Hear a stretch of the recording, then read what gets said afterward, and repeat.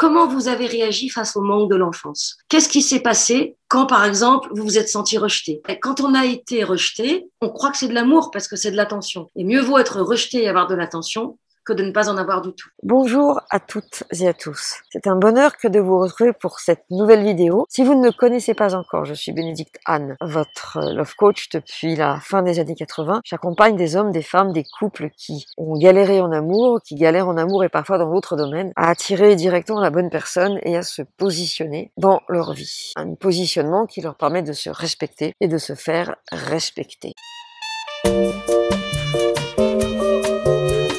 Comment vous avez réagi face au manque de l'enfance? Qu'est-ce qui s'est passé quand, par exemple, vous vous êtes senti rejeté? Donnez-moi des exemples de situations pas cool que vous avez vécues dans l'enfance et à quel moment vous avez vécu des choses pas cool. Alors, l'abandon maternel, rien que ça, waouh. Papa absent, dit Michel. Papa absent, j'ai envie de dire, c'est pas le pire, parce que l'enfant est élevé par la mère. C'est comment a été vécue l'absence de papa qui peut être problématique. Michel nous parle du sentiment de rejet par rapport à son père. Alors, il est tout à fait possible que le père ait été tellement en amour, donc work alcoolique avec son métier, quitte à aller voir les gens la nuit, etc., pour les accouchements et tout ça, que vous avez pu vous sentir rejeté. Surtout si, comme tous les gens qui sont dans la mouvance de mes vidéos, des webinaires, enfin, qui me connaissent, que j'ai pu coacher, tout ça, qui sont mis au café, sont des hypersensibles comme moi. J'ai vu mon père battre ma mère. Waouh, dit Jenny. Ça, c'est pas rien. La mère qui vous abandonne, crise de violence du père, c'est la même chose qui revient, nous dit Anne. C'est malheureusement très classique. Donc, qu'est-ce qui se passe quand moi, enfant, j'ai vu mon père battre ma mère? Souvent, des hommes et des femmes, mais plutôt des hommes, m'ont dit, ils entendaient le crissement des pneus sur le gravier de la cour ou du jardin après que le père avait freiné pour arrêter la voiture. Il entendait le claquement de la porte et le pas sur le gravier et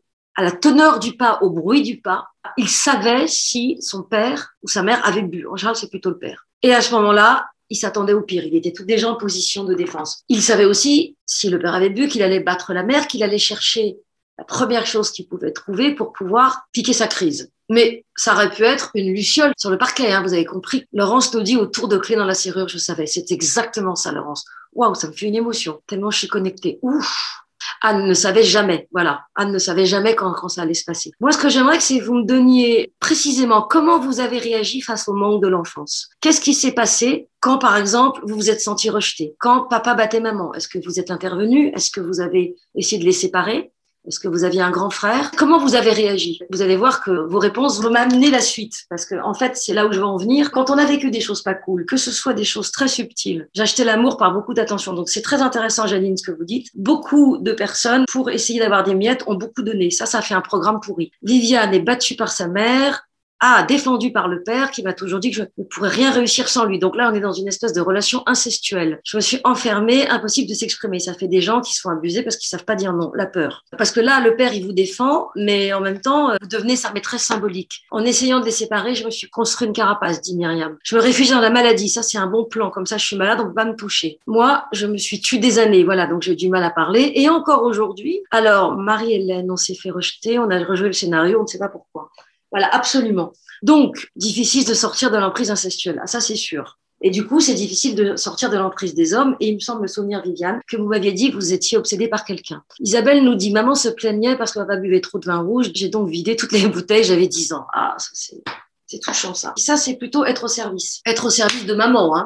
Mais on peut être au service de maman et être au service des hommes. Tous les comportements que vous avez mis en place sont ce qu'on appelle des systèmes de défense.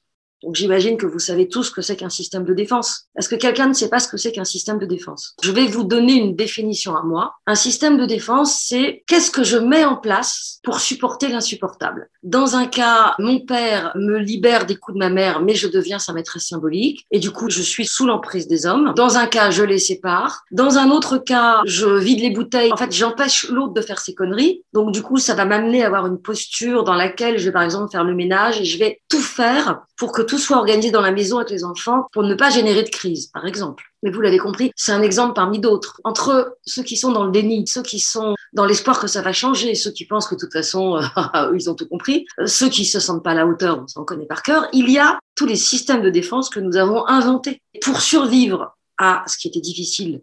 Ce qui est difficile pour tout enfant, même si ça n'a pas été d'une extrême violence, il n'y a pas de petit trauma. Pour survivre à ça, on est obligé de mettre en place des stratégies. Et sa stratégie, c'était, comme me disait tout à l'heure, je crois que c'était Michel, je suis souvent malade. C'est exactement comme quelqu'un vous dirait, Moi, si j'ai pas mon café le matin, c'est pas la peine de me parler. Et quelqu'un qui pourrait dire, si je prends pas mon bain le soir, je dors pas de la nuit. Alors disons, c'est plutôt kikinant si on veut faire du baroud, dormir sous des tentes et tout, c'est pas évident. Alors je vais répondre à la question qui est intéressante. En quoi le rejet rejoué est une défense? C'est pas tout à fait une défense. On va le dire autrement.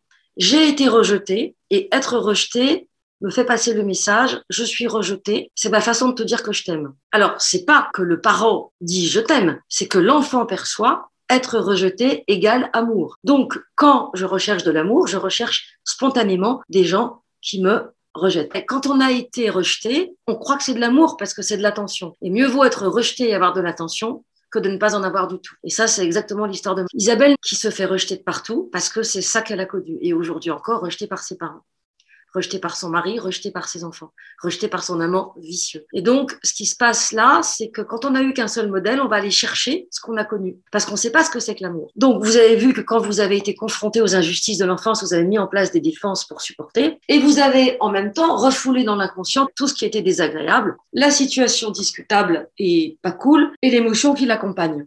Voilà, et c'est là qu'intervient la notion de résistance. Qu'est-ce qui fait que quand je dis à Isabelle, il y a 3 ans, ou 4 ans, peut-être même plus, il faut quitter cet amant vicieux. Et l'amant le plus vicieux, je trouve ça joliment dit, c'est exactement ça.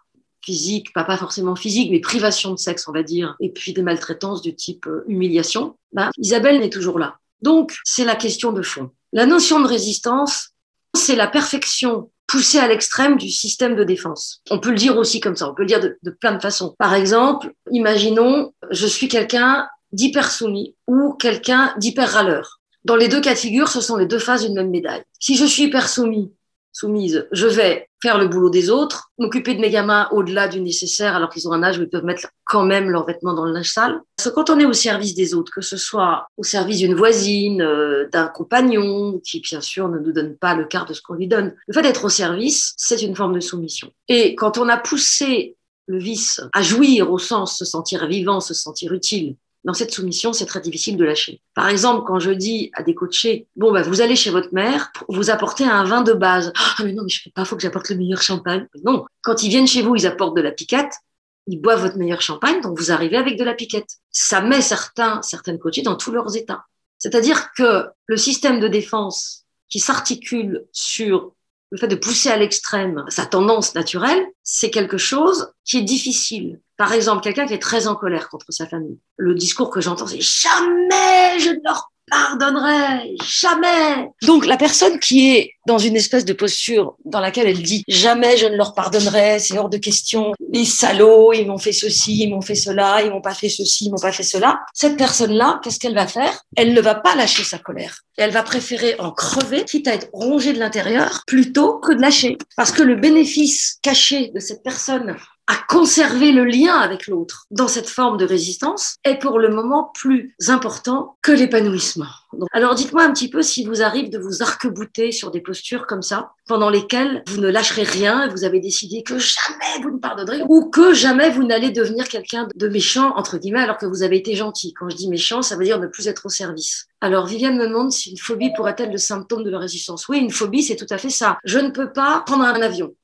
Phobie de l'avion. Donc, du coup, ça veut dire qu'il faut conduire. Alors, soit on prend le train, soit on conduit. Donc, quand on va aller aux États-Unis, c'est compliqué. Cette phobie-là va générer une telle énergie pour arriver à dépasser le problème que toute votre énergie va être centrée pour régler le problème de la phobie, quelle qu'elle soit. Et du coup, ça vous donne la sensation d'être sous pression. Et là, vous êtes sous pression. Comme quand? Ça vous rappelle quoi, cette pression? Dites-le moi dans le chat. J'ai une phobie ou j'ai un problème, ou je crée un problème, ou je perds mes clés. Du coup, je me prends la tête pour récupérer les clés, pour régler la situation que va générer la phobie. Ça me met sous pression et ça vous rappelle quoi? Pression comme dans l'enfance. Bravo, Sonadora. Absolument. Pression comme dans l'enfance. Sauf que c'est la pression moderne. Donc, vous ne faites pas le lien entre ce qui se passe aujourd'hui et ce qui s'est passé autrefois. Et pourtant, il y a un ascenseur qui va direct. Michel nous dit de revivre la situation. C'est de revivre la pression de l'enfance. C'est-à-dire que vous vous êtes senti vivant dans la pression. Maintenant, nous allons voir ces résistances. Je veux pas y aller, j'ai un des systèmes de défense perfectionnés. Il y en a une, c'est Piroulette qui m'a dit, j'ai trouvé ça tellement mignon, j'ai exploré tous les systèmes. Viviane me dit, quand j'attendais le retour de mon père, alors que ma mère m'avait enfermée, par exemple. Voilà,